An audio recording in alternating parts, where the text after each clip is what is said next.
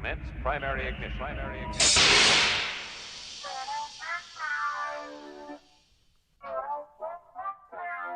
This is the way. This is the way.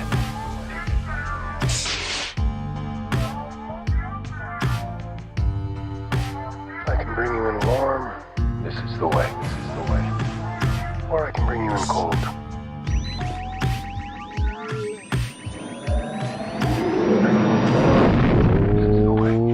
What is up, Ugnots and Jawas out there, and welcome back to yet again another Mando Talk episode. And this is a little bit different, coming in hot, live streaming our Bad Batch finale spoiler discussions. And props to Zach Horvath for this great idea. And he's back, by the way. Zach, what's up? What up? Yeah, man. We were like, you know what? We want to talk. We want to get some hot takes, but we want to hear from you as well. So why not live stream if there's anybody out there? We're going to record anyways. Yeah. So why not have a night? Yeah. We just watched Bad Batch. And yeah, I hopefully everyone watching has seen the Bad Batch, because we are fixing to get into some spoilers. Again, I said it last week. This is one of the episodes, well, really all of these episodes, you don't want us to spoil them. So even if you're with us live right now, go away and then come back, here in maybe about 30 minutes once you've actually seen the episode. But I'm excited to do this thing. If you are watching live with us, let us know. We would love to get you in on this episode. Say what's up, and we'll share your thoughts, honestly. If you got some takes about this finale and you want to have them portrayed out there, this is going to be out there on our podcast dropping on Monday. You're going to be all in on our show. And if you want in on that, please type in that chat, and we would love and enjoy sharing those things. But, without further ado, you want to just dive straight into this thing, Zach. I mean, let's go. We kind of do some plugs normally, but you know what? Let's not even worry about that because I'm ready to talk about this thing. We're here for Bad Batch season finale. Okay. Yeah, we are. Part 2. We've already had our part 1. So let's talk about part 1 a little bit, right? Mm-hmm. So we're coming from part 1. Again, spoiler discussion. Go watch that if you haven't. But let's just give a little recap, and I'll handle this if you're all right with that, Killer. Do it, brother. So Omega gets separated from Hunter and the crew as Rampart and the Imperials finish destroying Camino, right? Mm-hmm. That's kind of where we sit. Yeah. That's, this episode, part 2, it picks up literally there. Literally part 1. That's how we transition into this thing. Yeah. So we're talking finale. We're going to get into most of the episode and plot points, but I want to lead it off with this question. And I've been thinking about it all day. Should they have just made this a 1-hour episode? That's a great question. I could see benefit to that because I will just go ahead and share some things before we dive into let's the do plot. That. Let's do that. It didn't, this episode, this finale didn't have, the big surprises, the shocking guest appearances or anything like that, the big names. And, with Star Wars fans, when you give us a week to speculate and to come up with our own predictions, which, by the way, we had so many predictions last night that were way off in our prediction live stream. Yeah. I think everything I said was wrong.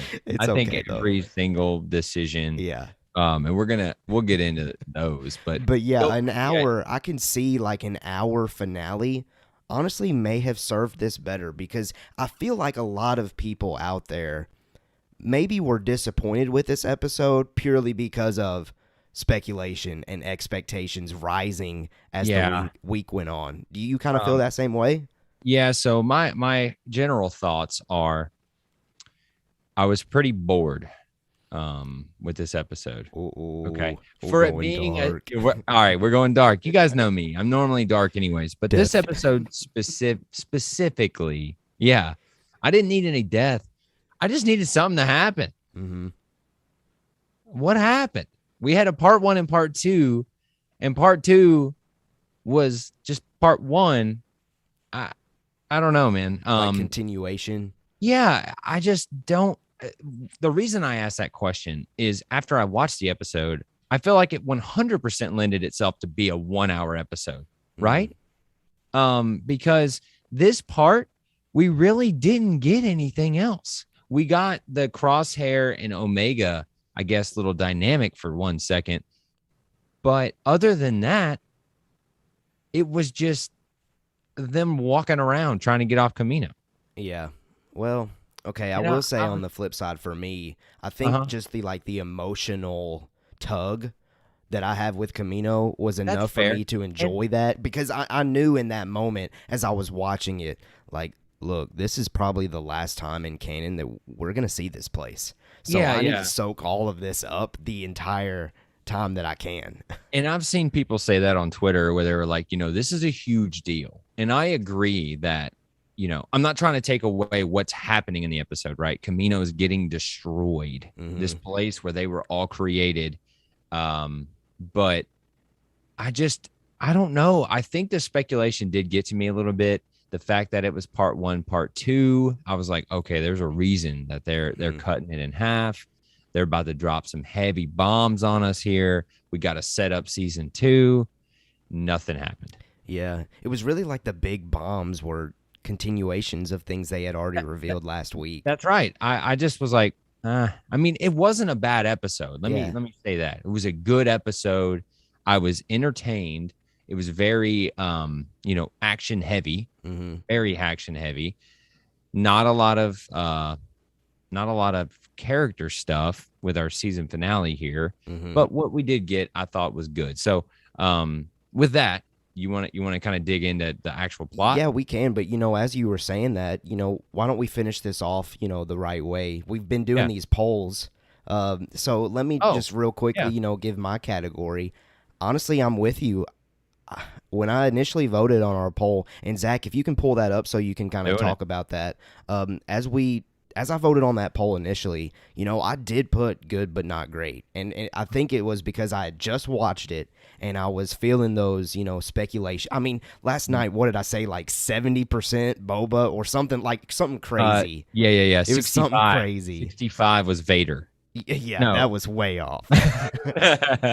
I don't remember. Yeah, you guys should go back and watch our other, if you can. If you're on our YouTube, go back and watch our predictions. See how we got everything wrong, pretty much. It's pretty funny to go back and do that. I actually did that before the show. I went back and watched some of our predictions, and I was it anything right, man? I don't think it was. A Rampart. We said he wouldn't die. And you got some stuff right. We're gonna get into it, but you did get some stuff right. Okay, so back to the poll though. Yeah. After I watched it, I said good but not great. However, I gave it a second watch, and after I put all of those expectations behind me, I really loved this episode. Like, I enjoyed it a lot. Emotionally, I was connected. Even though it was kind of a repeat as far as character, arguing back and forward, like, oh, we saw that last week. That kind of got a little repetitive. And again, we'll get to that a little bit more in a minute. But after I watch, it's more so like I'm in between. It's not all the way to top tier, but I feel like it's better than good. So I don't know. I'm kind of in between. But I guess if I had to pick one, I guess I'd still have to stick with my gut of good but not great. Yeah, I put it as good but not great as well. Yeah, like I said, I started the episode here saying pretty, Debbie Downer, but I just I wanted it to be top tier. I just really, really wanted that episode, because we've been leading up, and these past episodes have been heater after heater, man. And I was afraid this might happen, that we get the heaters and then it's not that they didn't stick the landing. It just didn't have the pizzazz of a season finale that I wanted. Yeah. But it was still good, but not great to me. So going into the actual poll here, we have 4% saying not for me, 20% saying it's okay, 58% say good but not great, and 16% said top tier. So we actually had more people say it's okay than we did say top tier. Wow. And I'm right there with them, man. I think this pretty much exactly fits how I feel about the episode, where it's good but not great. I lean more it's okay than top tier, personally. But it sounds like you're more on the top tier end. Yeah, I'm like directly in between the good but not great and top tier. If there was a category to fall in between, that's where I would be. Okay. Well, you guys listening out there, let us know what you think, your initial thoughts. Where do you land on this poll? And if you want to be a part of the show, we don't have Bad Batch anymore currently, but I can almost guarantee it's going to be back for our next, whatever shows next. Is it our Visions? Well, we got Visions soon, yeah. Yeah, and then definitely really, Book of Boba. Yeah, really Book of Boba. Come on. Yeah, so we'll be back on that. So follow Mando at Mando Talk on there to be a part of the show. But now that we got our Twitter out of the way, you want to get into the actual plot. Let's get into the plot. So, typically what we do is we go through plot by plot point and we just kind of speculate or, share our theories or our reactions to that. So we're just going to venture down the episode. We're going to relive the episode yet again with each other. And yeah, so like we kind of alluded to, the beginning of this episode, begins with Camino, the city getting destroyed. And Rampart in that shot, just standing up there in that cruiser was great. With the lightning and him just blasting and just no emotion on his face, just looking down, almost happy, right? Yeah. Almost like satisfied. Yeah, satisfied. And when this is going down, Omega does get separated from Hunter and the crew, and she ends up being with Crosshair, and it kind of sets up this interesting stage. But while we're talking about Rampart, this was in fact the last that we saw of Rampart, and we asked this in our prediction stream.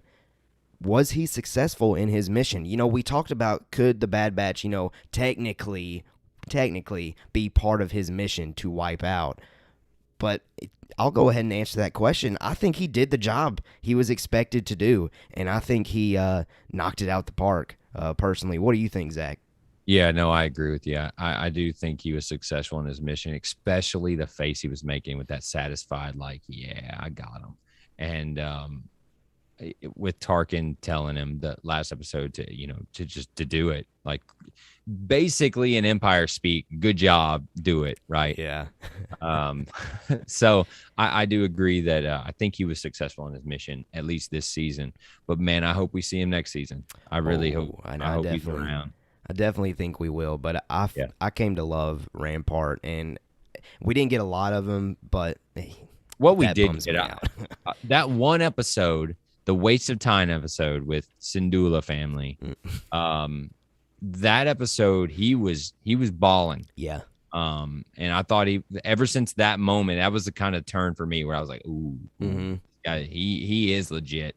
There's a reason that Tarkin has tasked him with this mission, right? Tarkin's not just going to give it to anyone. So I think he really proved himself then. And then what we saw here, where he's just like, killing them. Silent killer. It's awesome.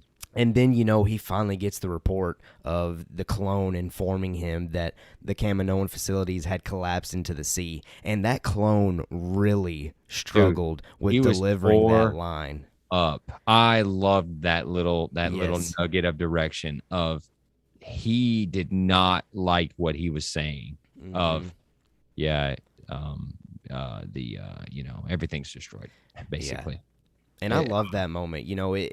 It did set, like, in me, I was like, okay, this is going to be an emotional ride like they've teased. They kept teasing it throughout the season that you just wait for the finale. It's going to be emotional. That moment, I knew it was going to be emotional. Yeah, you're like, oh, right. I really did like that. And it could have easily not happened, right? It could have never happened in that regard, but the clone actually feeling that way, it was like, ooh, it was tough.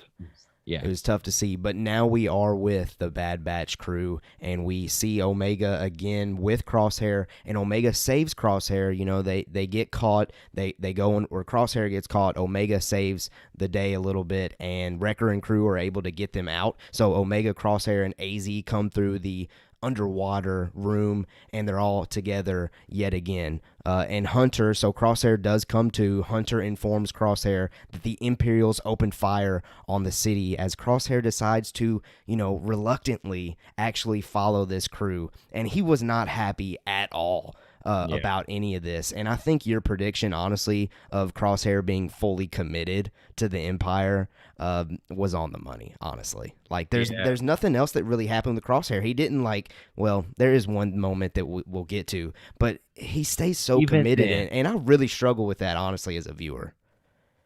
Yeah, even then, the fact, let's just talk about it, where he basically pays Omega back for what we're about to see. So Omega, Omega saves his life because this thing is in the daggone water. I didn't expect all of this about to happen, where the whole, basically a ship has crashed into the water, I should say.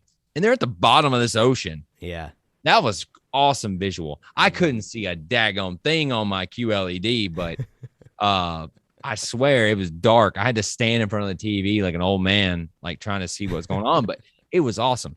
So I'm a sucker for a good water's coming in. You got to hurry up and do something. And this worked well for me. I was like, oh, okay, what's about to happen here? Like, all right, keep going, get him kind of a thing. Yeah. And Omega, Wrecker and everybody's on the other side. They're working to get him out.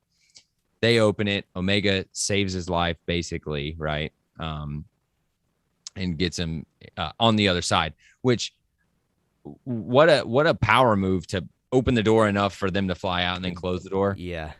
But I'm doing what I do best, folks. Nitpicking. Okay. But that scene I thought worked great. And it kind of set the scene of like, oh, all right, we're back in it, boys. Here we go. We're getting crazy.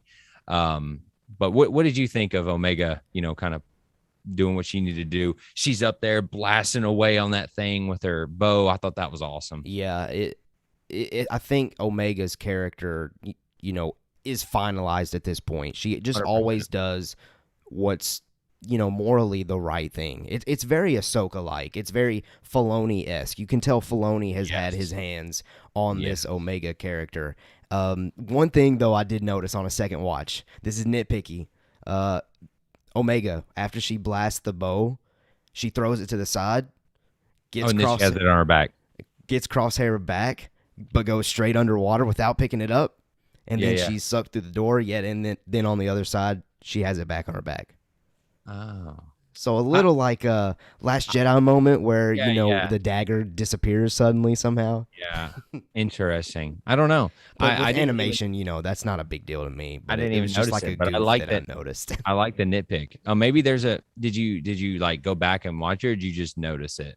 Second watch, I noticed. No, I mean like where you're like, oh, hold up 1 second, and then go back, or no, it was just actually natural. Interesting. Yeah. You're just, beep, I got you. Okay. Well, yeah. So she gets through. I thought it was a great scene, and I agree with you that this kind of solidifies the Omega arc of her being. She can act. She will do whatever it takes, even when it's a horrible decision to be a good person. We're going to talk about that here in a little bit, but she's going to do it. She's just a good human. Or a good whatever, a good clone human. So I really like that. And then sorry. I was reading through here. Yep. Hunter informs Crosshair, like you said, hey, your boys, they just fired on the city and destroyed everything with you in the city, by the way. And he, of course, is like, man, shut up. I like the Empire.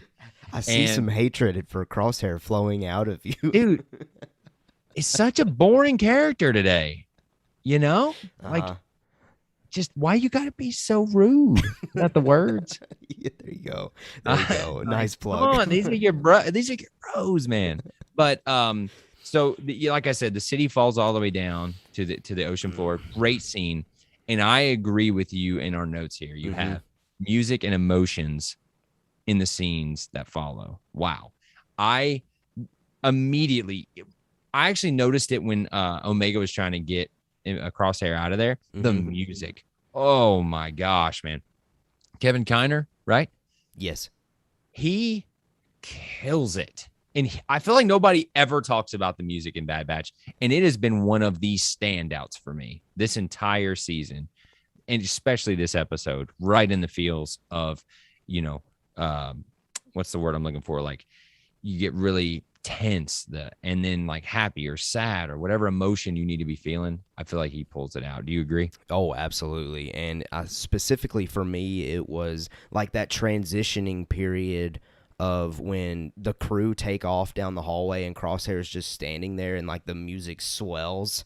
And then he then decides to, keep going and keep following them. And it's like our transitioning period of, going and wrapping up part 1 and going into the mission of part 2 is kind of when that music climaxes there after the city has fallen down into the ocean. And it really did tug at the heart there for a minute. I thought that was going to be his turning point.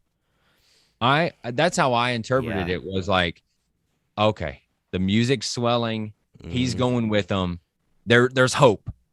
There's hope that something is going to happen here. And I kept holding out the hope of my prediction of that dude is going to get murked by one of the Empire to protect the Bad Batch. Sure, yeah. Nah. Not even anywhere close to that. Well, and Crosshair had so many moments to turn back, and he just refused. I'm so torn on it because I don't want him to turn. I like him being the bad guy. He's a good bad guy. And he's very emotional in that role because I don't think he sees them as enemies as much as he sees them betraying him almost. Right? Because in part 1, we see him, as I said, Kylo Renning and saying, please come with me, be with the Empire. And he wants to follow orders. This is what's in his DNA. And he wants his brothers there with him. Even though he's all hard or whatever, he just wants them to be with him. And they obviously aren't going to do that. And they want the same. So I thought they pulled on that pretty well this episode. So sorry, I'm getting off hand here. No, you're good, man. You're good. So, hey, we're just sharing spoiler thoughts, baby. Yeah. We're going to go as long as we want. I thought that was good. That little moment of, the moment was a little off because it's like, okay, you're going to drown down here. Or you're going to go with them. What are you going to do? True. But I didn't think of it in that regard in the moment, right? You're like, oh, just go with them. Be with them. Come on. Yeah. But I thought it really worked. So now we're on to the mission of the episode. We'll call it the mission. I call it the walking simulator. Dark side is out all of a sudden. Dude, from what I saw on Twitter beforehand here, it seems like this is sentiment of what I'm saying, where it's kind of boring. Okay.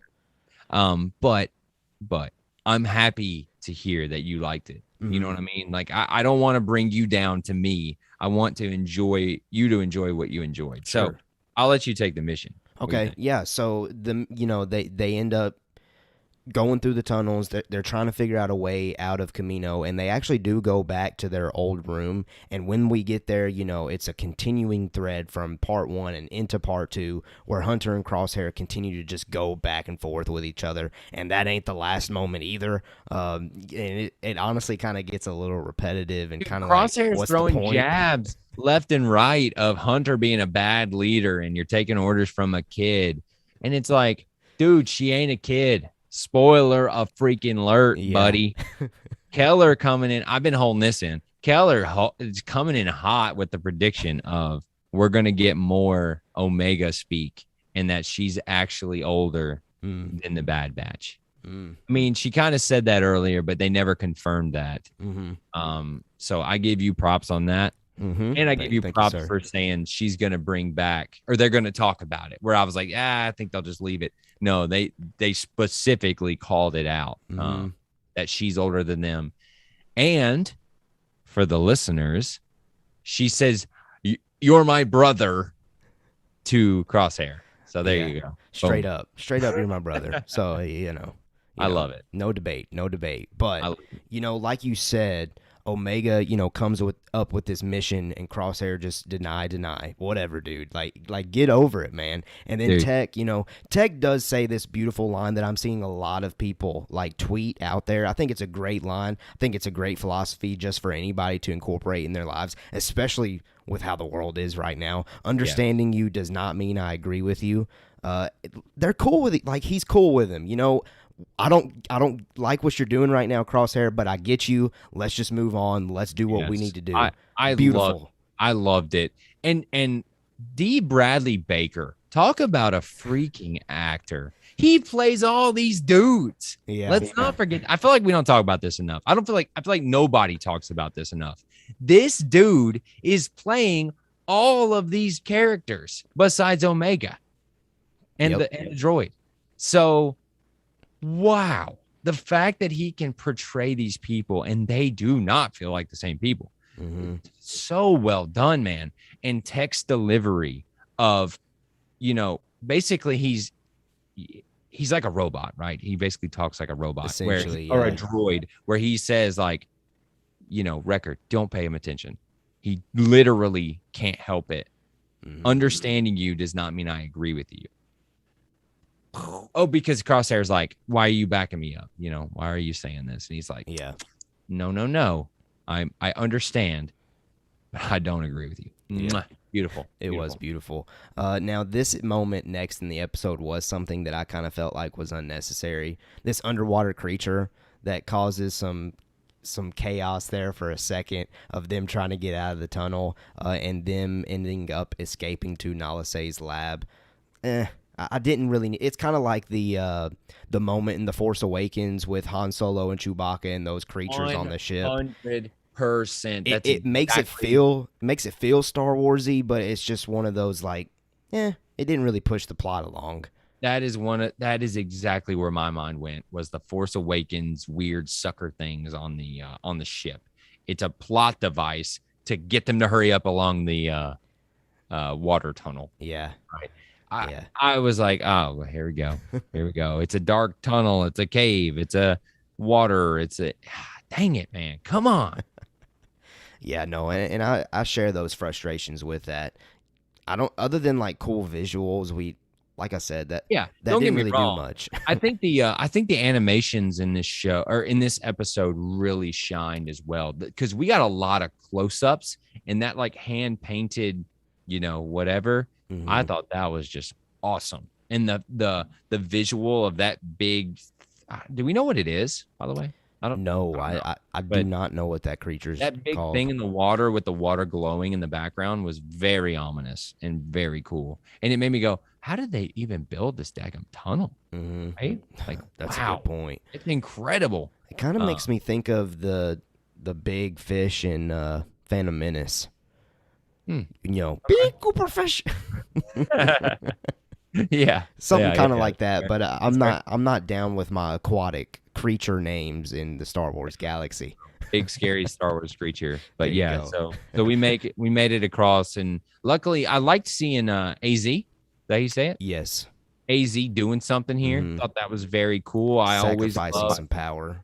I always love seeing a good droid sacrifice or droid having humanity. I love that little trope that we always get, and it really worked for me this time. Yeah, so they end up getting, into the lab, and this is where that line is made. Just a one-liner about, Crosshair, Omega is older than us, bro. But there wasn't really more than that. Like we already kind of alluded to. Was just that line like enough for us, or do we still want to know more about Omega's past? I want to know more. Yeah. It made me want to know more. Yeah. And I think we're going to get more. Yes. I think we're going to get more, right? But I loved it. Give it to me, especially the fact they're in this lab where they were created, basically. I very circle of life type stuff, right? Like, I thought that was very, very well done, and didn't feel heavy-handed to me of like, oh, we're in the room where you're born. I thought it was very well done. Yeah. And Omega basically saying, like, I spent my whole life here. Like, this is my home, and it's just so sad to see it all get destroyed, let alone all the clones and stuff, just Omega herself, which I'm coming to the conclusion, this ain't the Bad Batch. This is Omega. Like that's the show's focus. Yeah. It's Omega. Yeah. It's really starting to seem that way. It like the Bad Batch is pushing the plot along, but it's really Omega that's growing through the plot.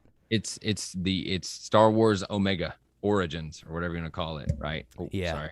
It's and I'm not mad about that whatsoever. No, not mad, not. but I just remember when she came along, I thought she really got on my nerves there for the first couple episodes, but wow, what a character turn. I love Omega. Absolutely. And she is the one that comes up with this next idea. I think I think it was Tech. They were in the background talking about like how the tubes the tubes that are in that lab could float. Oh, yeah. And Crosshair comes up with the idea that AZ can actually direct them upward. Right. And something that made me happy finally was that Crosshair taking shots at Omega, Hunter finally like stepped in and said, "Nah, man, you don't need to be bashing Omega. She's one of us. Like, let's move on from that." And it was good to see that because he's like, you're taking orders from a kid or Yeah. whatever. And I like where Hunter, of course, is like, whoa, buddy. Right. You start talking about my kids, basically, or my sister, I guess, right? Yeah. You gonna get hit, especially when Crosshair's talking his smack, and he's like, Camino, what we have here, Camino, Regs, the Republic, that time is over. The Empire will control the entire galaxy, and I'm going to be a part of it.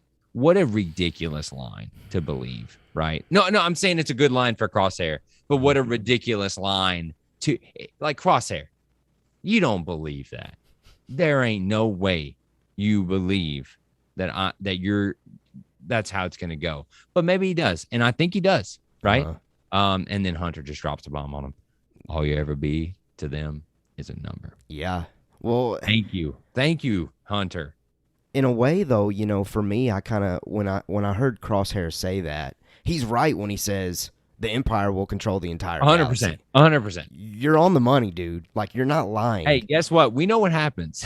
Yeah, but on the flip side, Hunter's correct that Crosshair, you can say you're going to be part of it all you want to, but you're just a number. Like, they can recruit the next man up. It's the end part that's insane. It's he calls out everything: Camino, Regs, Republic, everything. It's over. Empire's going to control it, and I'm going to be a part of it. I just feel like it's him standing on a rock, and he's like, I'm going to be a part of it. And then usually in a movie when that happens is when the dude gets his head chopped off or whatever, right? Like a dragon. Game of Thrones, dragon comes down and kills it. So that's why I really was like, oh, he's about to die. Yeah. He's going to die if he starts talking all this talk, right? And at least Hunter kind of shut him down. Because I don't think he said anything back after that, did he? No, he just kind of walked to the side. He walked off and went and sat down. And then that's when Omega went up to him and was like, she finally came to the realization that it was him making all those decisions all along and not the inhibitor chip. Which, speaking of inhibitor chip, we didn't get any clue as to when he took that out. Thoughts on that? I was wrong. I thought we would. No. I think we both said that they were just going to not talk about it. Correct. Because I don't need to know, if I'm being honest. I don't need to know. All I know is that he's been making the decisions on his own, and now Omega has figured that out. And man, this is probably my favorite part of the whole episode. Okay. I'm about to start crying thinking about it. It really hit me because it's like, this guy is so broken. He's putting on this act of, I think he's backed into a corner. That's how I look at it, right? He's a snake backed into a corner, and all he can do is be with the Empire because he knows deep down that what the Bad Batch is going to end up doing, being good, helping, not following orders. He just can't do it. It's not what he does. And it's so sad because we know he has humanity. He saves Omega, saves her. She's dead without Crosshair. So we know it's in there, but I just think that's how people are. If you really want to get deep Yoda style on this thing, that's the crux of the show is like, it's just some people are different. Yeah. Even your brothers. And right? it was in that moment when Crosshair said that line that I finally came to grips of he's not turning. Yep. That's right. Because that was like maybe the second or third time, at least in just this episode, where he refused to appreciate what the Bad Batch were doing for him. Yeah. And, at that point, I don't think there's any turning back. But moving along in the plot here, we do now finally get to the point where they detonate out of that lab. They float up on those tubes. AZ guides them, but as AZ is guiding Omega, an object gets in the way, takes her down to the surface. AZ decides to use all the power that he's got left to go down there, save Omega, push her up, but Omega again decides to do the morally correct thing as the Bad Batch crew gets to the top of the surface. But I think this is probably what you were talking about earlier that you thought was absolutely stupid. So go dark side on us. Let's hear it. This whole sequence did not work for me. Really? I'm gonna tell you why. Because I could have wrote on the back of a napkin exactly what was about to happen. Like, all right, AZ is having power troubles, right? We're going up in these tubes, which I thought was weird at first, but I kind of just glanced over it because it does make sense. These tubes would float to the top. And I was like, oh, all right, that's how they're going to get out. Because I was like, how are they going to freaking get out of this place? They're however far down in this ship, like, or in this, I keep calling it a ship, this building. I was very intrigued how they were going to get out of this. And that worked for me. And I liked Crosshair saying, AZ, you can push us around. But what a dumb decision. On first Omega's of all, part. Yes, first of all, come on, AZ. You got to do better than that. You got to, if anything, let Crosshair and Hunter go and save Omega. But Omega gets smoked. What an emotional scene, though. Yes. Right? I don't want to overlook that. Her being face to face with AZ and I guess him saying like, I'm successful or whatever. Like that hit me. I was like, oh, no. It was Jack. Don't let go. Don't let go, Jack. Then they had to ruin it, and she had to jump out of the stupid thing and try to save him when she's 200 meters down. And then so I was like, oh well, maybe she's closer than I thought. Right? Maybe she's going to jump out and be closer. No, she's about to die right here. And Hunter's like, I'm going to jump in. Do you see her? I don't see her. I'm like, oh, what are we doing? And then Hunter's got a gun to his head. And I'm like, oh my, what is this? Or Crosshair's got a gun to his head. I'm like, what's happening? And then Crosshair does the really cool thing. Yes. Of shooting AZ, saving Omega and AZ because Omega somehow luckily, gets caught on that. But awesome scene, right? That's why I think that's why I'm so upset is because the moment with AZ was amazing. It was so emotional. That's right. And the moment with Crosshair was so emotional because I didn't know what was about to happen. But the execution of this moment just irked me, man. I was like, that's so out of character. But it's not. It's not out of character, right? It's so much in her character that I feel like they just took it too far of her being this good person. Like, I'm going to save AZ. You're going to die. It's a droid, man. He did his mission and it was so emotional and it hit me so hard. And I thought he was just going to float off and Omega was going to go to the top and she was going to be crying. And the music was going to swell Dude, again. like you talk about some tears. I didn't even care about AZ and I was feeling it. And then she had to do the dumb thing of getting out. And I was like, oh, this is dumb. I think I literally said, this is dumb out loud. And Taylor was like, what? Oh, no. And I said, this is dumb. And then we at least got that amazing moment with Crosshair of him saving her. So in all of that, right, we had the really cool moment of AZ and the really cool moment with Crosshair. Overall, it didn't work for me because I felt like it was a very dumb decision that was just there to push the plot. But Keller, what you got? I loved this part, man. I knew you were about to say that. I loved this part. I really did. I loved AZ guiding them and directing them. It kind of gave me, okay, here we go, Star Trek. It's hard bringing that up on a Star Wars show, but it gave me vibes. There's like one of the Star Trek movies that came out when Abrams was involved, where Kirk and Spock are going through space, and one of them back on the ship is like directing them as to what path they got to take to avoid debris. It kind of reminded me of that, so I enjoyed that kind of plot. Yeah, that didn't bother me whatsoever. I thought that was cool. I liked the little mission. That was cool. I liked AZ sacrificing himself, giving up the power or giving his last power up to do that. Yeah. And then in that moment, I thought, oh, he's dying. So Yes. my emotions were Kill going him. down. But then Omega decides to go get AZ. So then my emotions go up. But then I see Crosshair point a gun at Hunter's head. Yes. And my emotions go down. And then I see Crosshair shoot into the water to save the crew. So then my emotions go back up. So because my emotions were, you were there for the roller coaster ride. We're so, bouncing back and forward. I was pleased. I was like, let's go. This is a ride, and I'm here for it.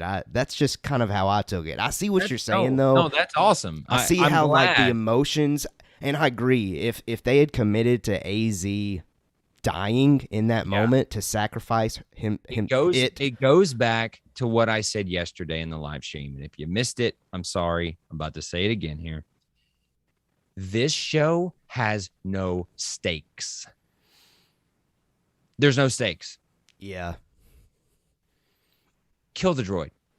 I'm talking about death. I'm Death. back. I'm back. Kill the droid.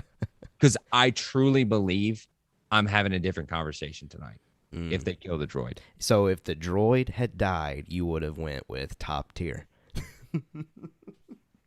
I would have been a lot more positive. I'll say that. Okay. I would have been a lot more positive about it. Just that one moment, because it was because it was working so well for me that I felt like it had gotten ruined by this dumb decision of I'm gonna save AZ.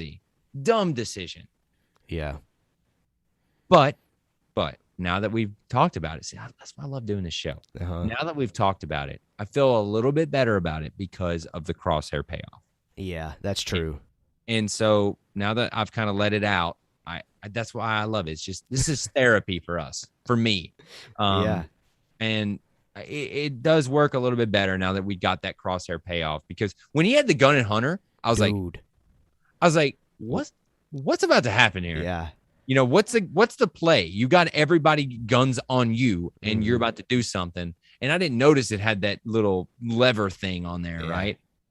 So when he shot it, obviously, I didn't think he was shooting Hunter in the head. I just didn't know what he was doing. I didn't know what he's doing. And so he shoots an incredible shot. Only Crosshair can make this shot, right? Yeah. Which I thought was an amazing payoff. And me being naive and dumb, I thought, oh, well, this is the turn. He's on their side now. Same. Yeah, no, I'm wrong.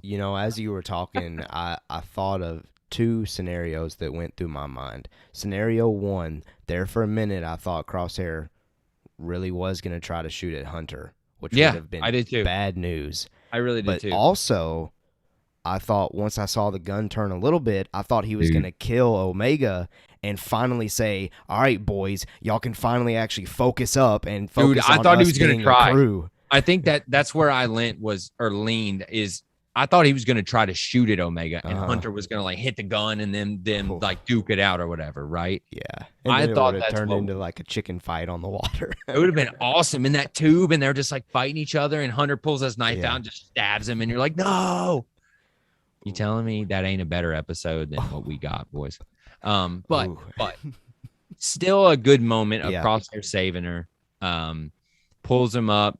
And one thing I thought was really well done in this moment was the aftermath, where everyone doesn't know what to say, right? You've got Wrecker who's got his gun on him still. Everybody's got their gun on Crosshair, but everyone's like, thank you. And Hunter's just looking at him like, why did you do that? Yeah. I know that's why he's thinking, or what he's thinking is like, why would you do that? You hate this kid. You've been talking smack the whole time.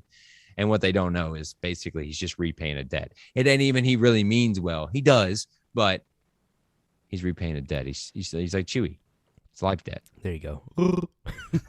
Oh, dang, Chewie. Where are you at? No, I love the scene. I'm glad that maybe we were able to get to a point where you could appreciate a little bit more. Yeah, thank you for that. But I think because, like I mentioned, the roller coaster of emotions, I was all in on that moment. But this does get us to, the transitioning into the ending of this season. The crew paddles back to the Marauder, safe and out of harm's way once they pull AZ and Omega out of the water. And we get to, this landing platform where that ship had been, and we see a wide shot of the city, and the city is just completely wiped out. And we get those emotions from Omega, we get those emotions from the Bad Batch and Crosshair. And yeah, it kind of hit me again. Like this episode, I think why I enjoyed it so much was just because the emotions of clone troopers, the Clone Wars, Kamino being so key to the prequels, and me growing up as a prequel kid. I guess that's really what drove this episode for me. And then, in this moment, we do get that line from Omega as, the Bad Batch is going back to the ship, realizing that Crosshair, he ain't coming with us. And Omega says, "You're still their brother, Crosshair. You're my brother, too." Great moment. And Crosshair still, again, 5th or 6th time at this point, refuses to go good, and he is committed to staying behind and waiting on the Imperial scouts. What did you think of these final moments? I thought the wide shot of the city was very heavy, right? And I'm not even as tied to Kamino as it sounds like you are, or that the fan base is, right?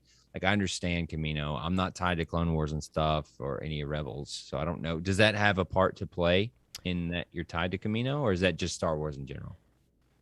The Clone Wars does, yes. Okay. Because you get to like peel back the characters of the clone troopers themselves, because in the movies they're just troopers. They don't dive into the characters. They don't dive in behind how much they actually love Kamino. Like that's their home. In the Clone Wars, they do a great job of portraying that. So I think the Clone Wars, that show, is really what makes me feel a connection to that place. And all the video games that me and Jacob, my brother, would play, as kids. Kamino was like one of our favorite maps, so that played a little hand in it too. Oh, yeah. Okay. But no, I thought it was fine. I just was disappointed in Crosshair, I guess. Again, I'm being very much flip-floppy. Like I don't want him to go good. But yeah, I want him to go good, right? For the story, I want him to stay bad because it's just a good story to me. And then I want him to go good because I want everyone to be happy because I love the character so much. But that line of basically she's begging him, right? Without begging him and saying, "Look, you're still their brothers. I don't care what you've done. You've been a real D, okay?" But you're still their brothers. And then she said, "You're my brother too." I was like, "Oh, yeah, that one hit me." Is the "you're my brother too"? But then Crosshair just says, "No, I'm just gonna stand here and wait. See you guys. Oh, you got the only transport. Okay, well, don't worry. Gonna chill. Don't worry. I hate you so much. I'm gonna freaking just wait on the Empire to hopefully come pick me up." Yeah.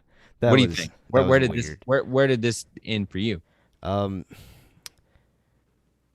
questioning the decisions of Crosshair. Like, do you really not see that if the Empire's willing to just open fire on that place, they don't need you, dude? I really don't get this, but again, maybe that's just how he's wired. And the reason I don't mean to interrupt you, but no, you're good. The reason I think it almost works for me that he's so adamant is the moment with Omega when Hunter hurts him. I think when he says you're going to be just a number, I think he believes him.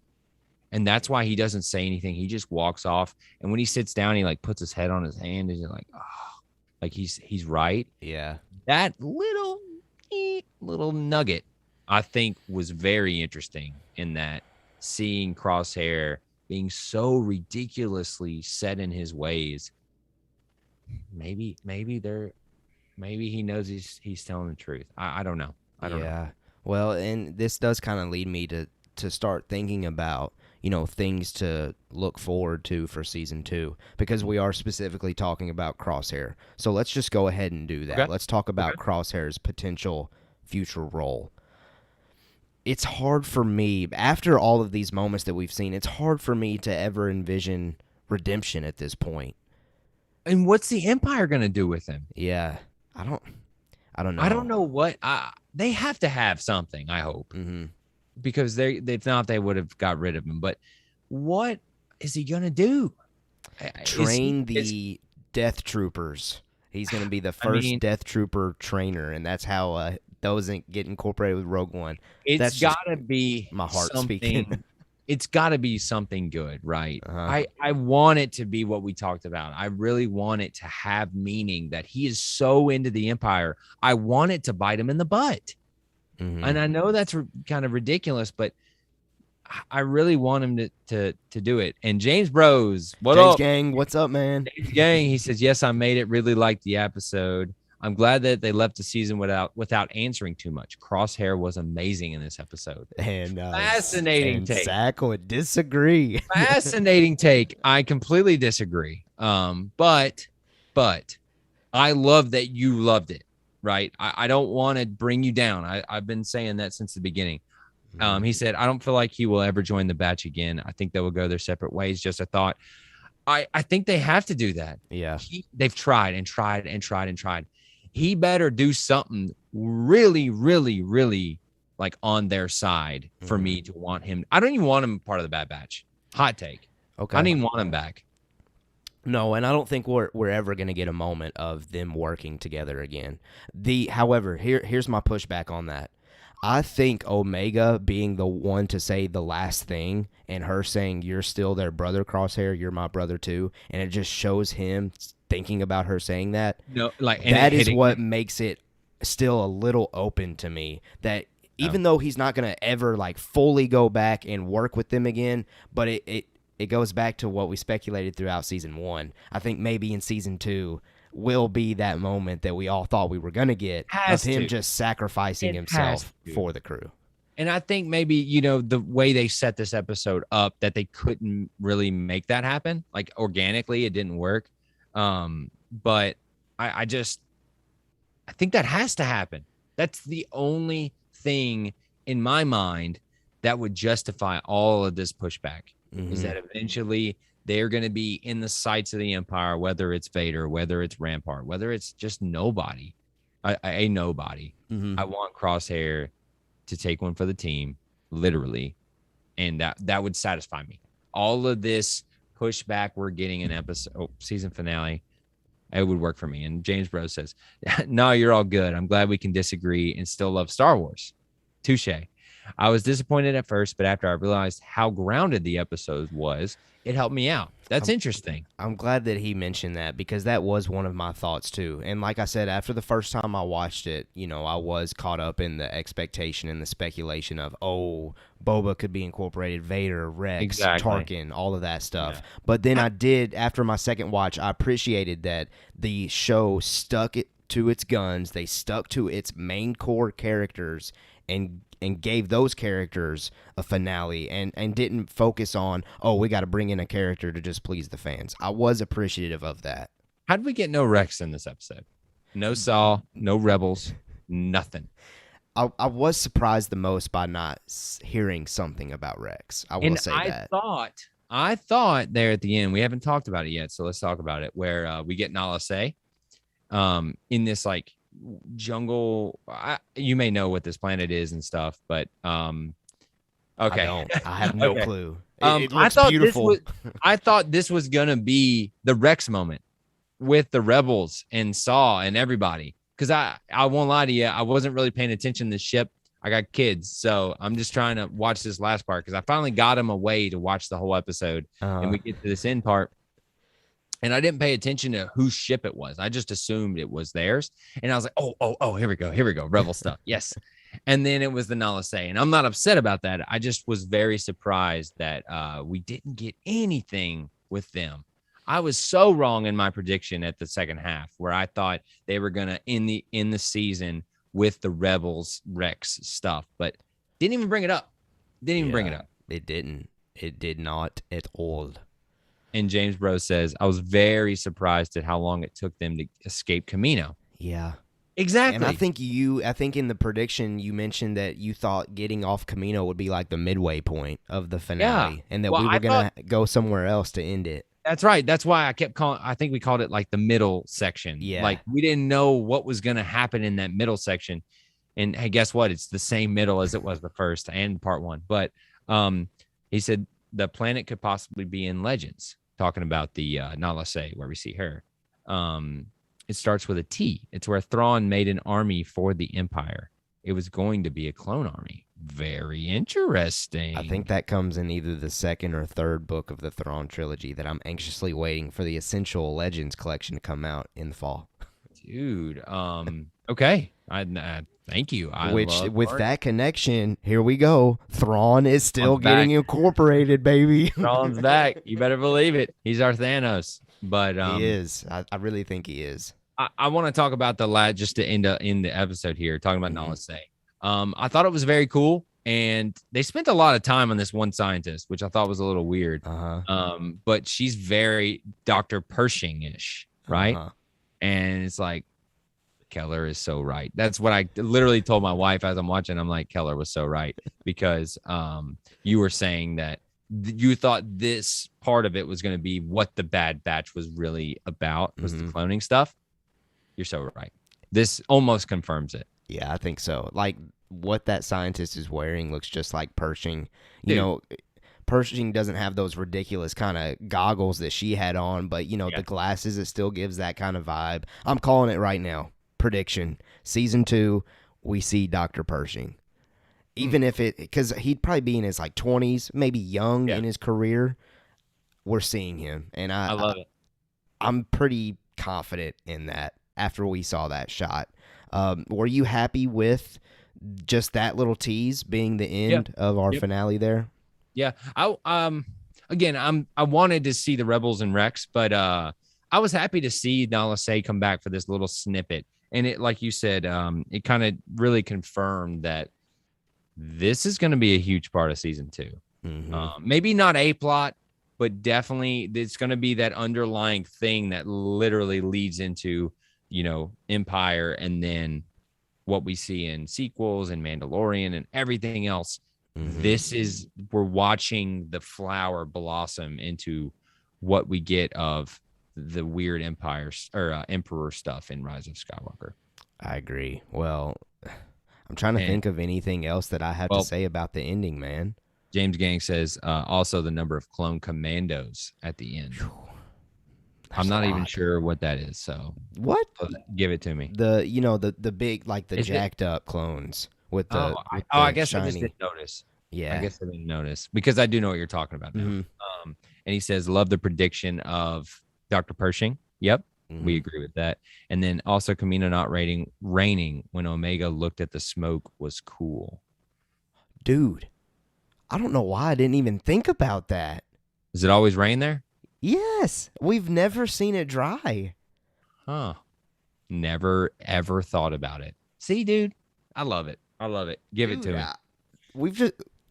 I'm broke. I don't know what to think. Your mind is... I love it. Well, listen, I'm thinking about other things as far as next season. Rampart, he's still around. I think he's going to be key. I think he's going to be important. I think he's now gained the trust of Tarkin, which in turn means that he's gained the trust of Palpatine. If you please Tarkin, you please the ranks. AZ, I think AZ is now going to be the main droid of next season. So I expect to see AZ a lot, once they recover him. And I do have a complaint here. I don't even know if we heard anything come out of Echo's mouth. Dude, I'm so glad you had this in the notes, because I don't think he spoke. I have a problem with that, honestly. He should have had a role in this finale whole somehow. Season, he's done nothing. And I don't mean that as derogatory to Echo. I just mean the writing of him. He had no role. He had that one episode, again, one of the no-name or one of the waste of time episodes where he says or he learns to agree with the rebels, basically. Oh yeah, the Empire or Republic or whatever, they're all bad, right? But other than that, this episode, I forgot he was even there. Yeah. And I hate that because I love Echo's connections, and really his connections are with Rex. So I feel like that's when his time to shine is going to be, whenever we continue to see Rex incorporated in this story. But really on my second watch, that's one thing that I was listening for and looking for was what did Echo do? And I don't think he did anything. That's right. James Bro or PS4 Gamer says, just finished watching the finale. Whoa. That last scene, I agree, has to be a connection to what we've seen in Mandalorian season 2. Exactly right, man. Or man or woman, I'm not sure. Person, thank you. You are 100% right. I love it. I love that we didn't get a lot of it yet, too. It's kind of the carrot on the stick of like, hey, we're going to get some cool stuff with the cloning because it's such a huge part of Star Wars. It's a huge part.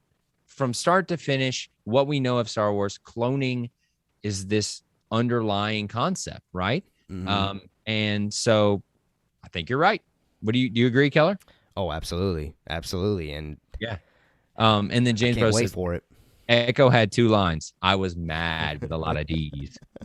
Yeah, that's fair. I forgot he was there, which is very mean to say, but he did nothing. And while we're on that subject, Tech. What a cool character. Didn't do a lot besides exposition. He's the exposition speaker. That's all he was.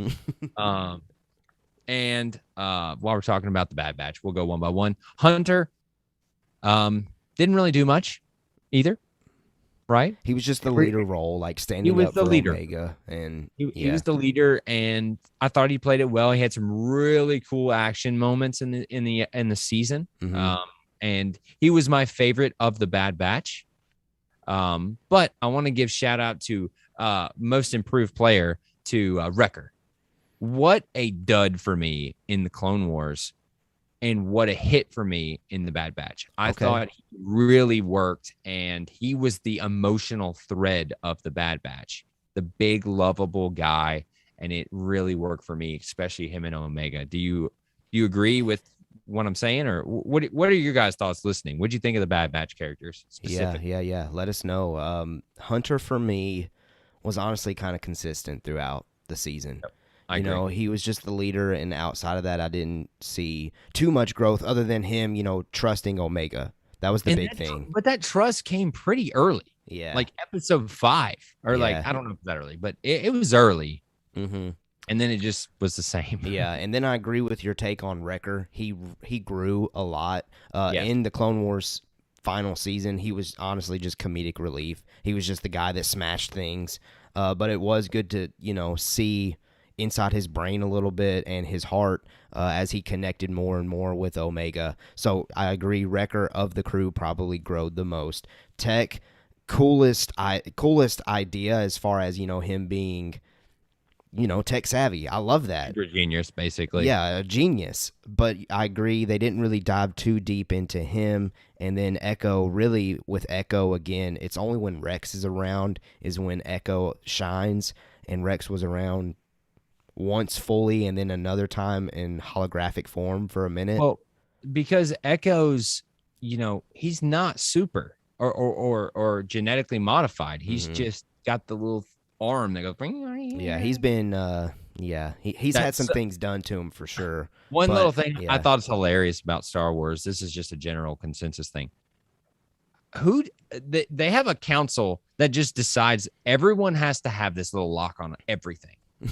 Doors, control centers, everything. Use the same little.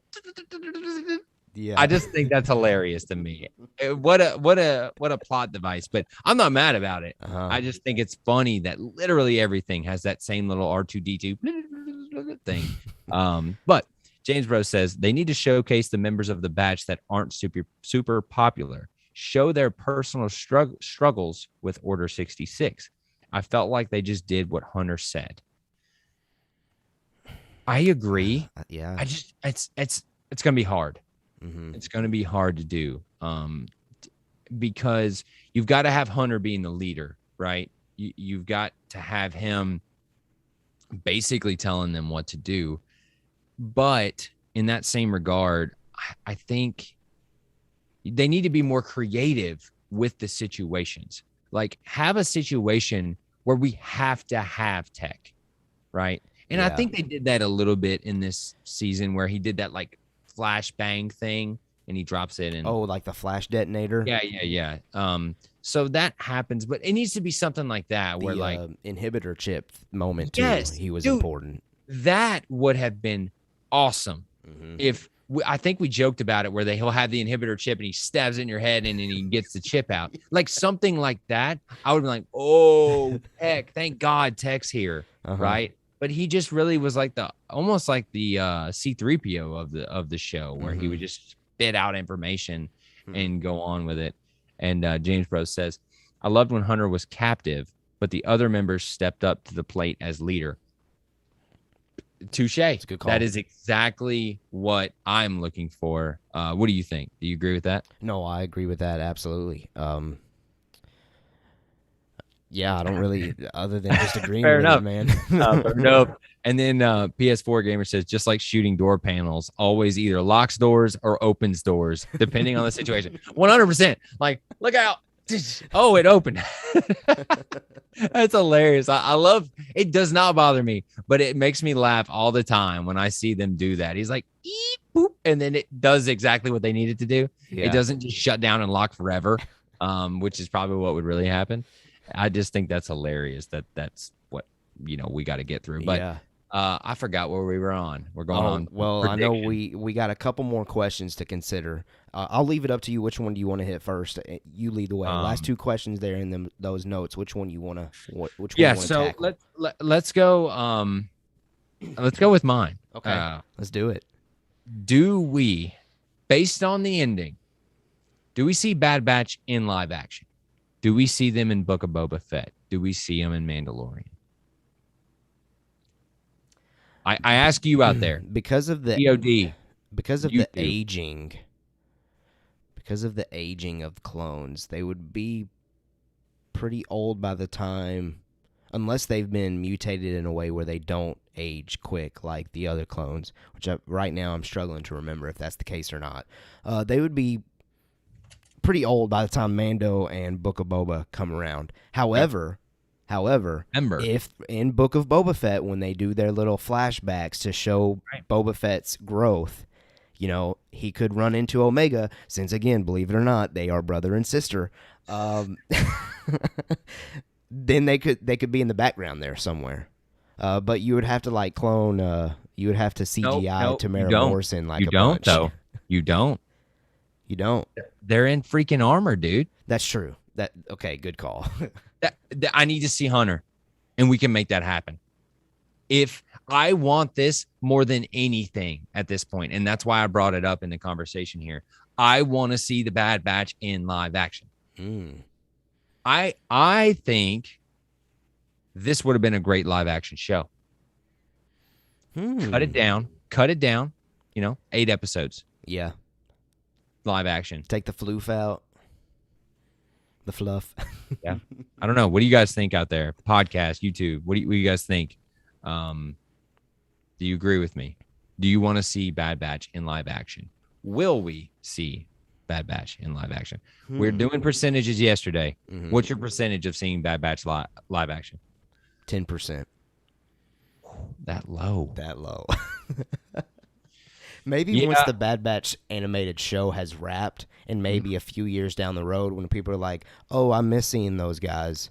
And remember, this is Filoni. This is the dude who throws every character he can in every other show. Don't forget that. That's true, man. I go 25%. Okay. On we see him live action. I respect that. Not over 50%. But definitely, James Bros says 40%. Oh, wow. I love it. Wow. I love it, James Gang. James Bros. In the James Gang. James Gang. Yeah. If you don't know what the James Gang is, so yesterday during the live stream, turns out we all have James in our name. Yeah. Right? So that's hashtag James Gang. So if you're a listener, you got James in your name, what up? If you got a J in your name, James Gang. Yeah. So James Rose says, I think we see Crosshair maybe. If he doesn't turn good, he's talking about next season, I guess. If he doesn't turn good, maybe he trains Death Troopers or something. Just a thought. Well, he could be incorporated live action in that route. I think is maybe what he's implying. Hashtag James Gang. That's right. Sorry, my microphone was falling there.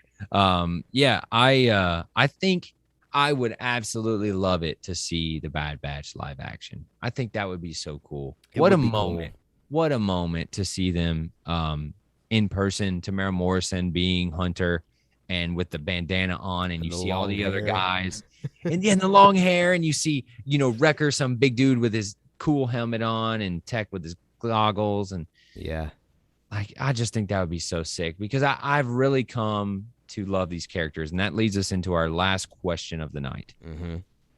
Was the Bad Batch season 1 successful? And I'm going to leave that open-ended. Were they successful? I'll go ahead and answer. Yep. I think it was. It has made me care for these characters a lot more than I did in the final season of the Clone Wars. So check mark on that. They gave the Bad Batch a purpose with Omega. Check mark on that. And it introduced us to a character that, initially I didn't really care for. I thought she was kind of a side character that I didn't really need all that attention on, because this show is called The Bad Batch. But they successfully made her part of the Bad Batch and made her the best character in the show, and that is Omega. So with all that said, I think absolutely without a doubt this season was successful. And remember, I've said this before, and those of you out there that have seen Star Wars animation shows, season 1 animated seasons are usually not as good as what's to come. So if this is any indication, if this is the lowest that the Bad Batch is going to be, I can't wait to see the other seasons, because I promise you, coming from somebody that has seen Rebels and Clone Wars, usually with Star Wars animation, it only gets way better. And I think they've set the stakes for great storytelling with this cloning stuff they got going on, with the name drop of Boba Fett.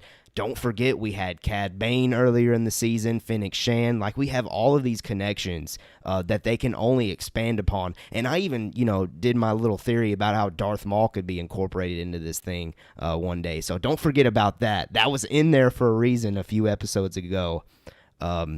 So with that said, it's only going up from here. So for me, absolutely, this season was successful. What about you?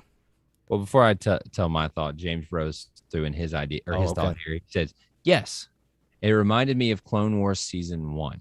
Wasn't absolutely perfect, but set up a future very well. Characters were amazing, and it gave more emotion to the clones with Order 66. On the money. All right, here we go. I thought this season way over. Let me word it. You're making me nervous.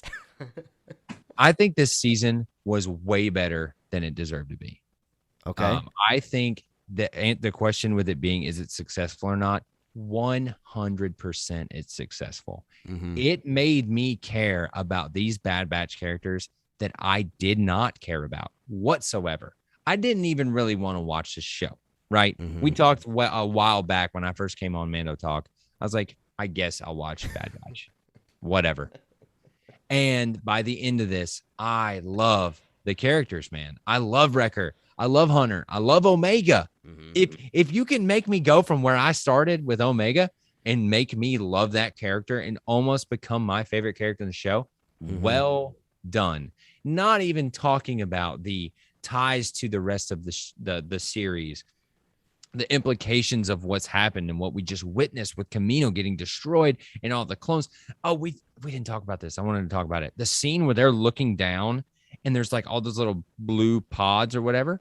Is that the pods of the clones they were like brewing? Well, they were empty at that point. We saw that they were empty in the part. Because I was like, oh my God, that would have been tough. I mentally wrote that down as like, oh, that is heavy. Yeah. That they're watching the clones that were about their brothers, right? Dying by, just being destroyed, basically. Mm-hmm. That I thought that was an incredible shot where they, just were watching them. And that was so heavy to me. But I forgot that they were empty. Mm-hmm. So in the moment, I'm like, whoa, all right, that's dark. But going back to the successful or not, yeah, I really think it was. It was way better than I thought it was going to be. Even with our lulls in the middle there, with the waste of time episodes we got, I still think this season was really good. Really good. Yeah, and I agree, and I can't wait to see what we have left. James Bro's back in the chat. What do you say? Yeah, he says, quick take, but I hope the batch actually ages. Rex gets older, so it would be so cool to see the batch age or mutate like 99. Agreed. I want to see him age, but it would only make sense, and they have a cop out that they wouldn't age the same, right? So that's why I keep saying it, seeing him on live action. If they only aged a little bit, I'd be like, oh well, yeah, okay, yeah. You know, it is what it is, because Omega's older than they are, and she's a little girl. True. So what's the rules of that game? And then PS4 Gamer says yes, talking about being successful or not. I think it grabbed the Clone Wars audience, obviously, but I also think it may have helped pull new watchers in to go watch Clone Wars who hadn't previously before. That is right there. That's a great call. That's a great call. Yeah, there you go. That's I was pointing the wrong way there for a second. PS4 Gamer, that 100%. I didn't give two craps about the animation. Not that I hated it. I just respected it, but you just didn't have I just was like, this is for kids. Why would I watch this? There's no way the story is that important, right? But man, this proved me wrong, and it makes me want to. I'm watching on the playback. You pointing is cracking me up. And James Bro says, my sister has never liked Star Wars. Now all she says is Omega. It definitely grabbed a new audience. 100%, man. It definitely grabbed a new audience. And I'm going to do what I always do and call it Disney Plus. You can thank Disney Plus for this, folks, that they have a part to play in this as well. We would have no Bad Batch without Disney Plus. You better believe that. And the fact that it makes it so easy to just hop around and watch the other stuff, I love it. I think they even might do it when you get done with the last episode. It pulls up Clone Wars. Or Rebel. Yes, it does. In fact, it does, because as soon as I finish my finale watch today, see, they know, man. Whoever built the Disney Plus app, great job. I love that app, and that thing streams so well. Because I don't know if you guys knew this, but I had horrible internet like forever until about a week ago, and even on that horrible internet, it looked great. Yeah. So watching it now in its full, power, full glory is incredible. And glorious purpose. Yeah. Oh yeah. Shout out Loki. And James Rose says, round of applause for Disney Plus. I will gladly give that round of applause, because what a great reason or avenue to watch these shows. Mm-hmm. We wouldn't have the Marvel shows. We wouldn't have the Star Wars shows. We wouldn't have Mandalorian. Yeah. That is a great point. So shout out Disney Plus. Yeah, well, speaking of Disney Plus, the Bad Batch will be back on that platform. Hopefully, I would assume in a year. I would assume they're probably shooting for the month of May again, but who knows? Because we got Kenobi, we got Andor, we got Mando season 3, we got Book of Boba that's going to carry into early 2022. So we don't know when it's going to come next year, but we do know indeed that it is coming, and Mando Talk, as always, will be covering it because, Star Wars is just honestly one of my biggest passions, and I will always, always, always use this as a platform to just share my passion. And if you are a Star Wars fan that wants to have somebody to share that passion with, this is the place to do it. So subscribe to this channel if you have not done so over on YouTube. If you're listening on podcast platform, we appreciate that support as well. And we can't wait to continue to grow. We're having a ton of fun. Zach, I appreciate you being here on this lovely, lovely Bad Batch finale evening. Yep. Any final closing thoughts that you want to say before we say deuces? And I just want to say thanks for having me on for the Bad Batch. I'm so glad that we got to do this, and I love talking Star Wars with you. I just love talking entertainment with you. And so the fact that we can do this on a platform and get some, feedback from other friends and other Star Wars lovers, it's lovers of Star Wars. I don't know. There you go. Weird, but I love it. And James Rose says 100% found the place. Everyone needs to subscribe to these guys. What up? Let's go. Gang? Appreciate that. Yeah, send it out. Send to your Star Wars friends. And I know how you Star Wars people are. You group up, so share it with your friends. I know I do. We love having you guys. And Captain Jack, what up? before we leave Jack. here, Hey. says the last episode really impacted my view of the season as a whole. I was really excited for the finale, and it was a letdown, honestly. Captain Jack, I know I don't know if you've been watching the whole live stream, but you're right there. I'm right there with you. You guys know Keller. Captain Jack. Keller was a little bit higher than that, Yeah. but no, I'm right there with you, Captain Jack, and we thank you for your support, throwing it in the live chat. Subscribe, go back and watch the live stream. I think we're getting done here, but thank you, everybody. Just thank you. Absolutely. Well, let's get out of here. And again, we'll continue to go live. We'll continue to push content out about Star Wars, even though there's not a Bad Batch episode coming out for a while or a new Star Wars episode coming out for a while. This is still a weekly content program. So you do want to still stick around. We are kind of changing some things here soon. Some cool, fun things here while it's kind of the off season. We're going to incorporate maybe some other just fandom fun here at Mando Talk. Obviously, once Book of Boba starts cranking out, we're going to focus and hone in on that. But we do have some fun things just coming down the pipeline. So again, we'll say it for like the 50th time. Subscribe if you have not done so. But let's get out of here. We appreciate all the support that we continue to get from you guys. And until next time, we have spoken.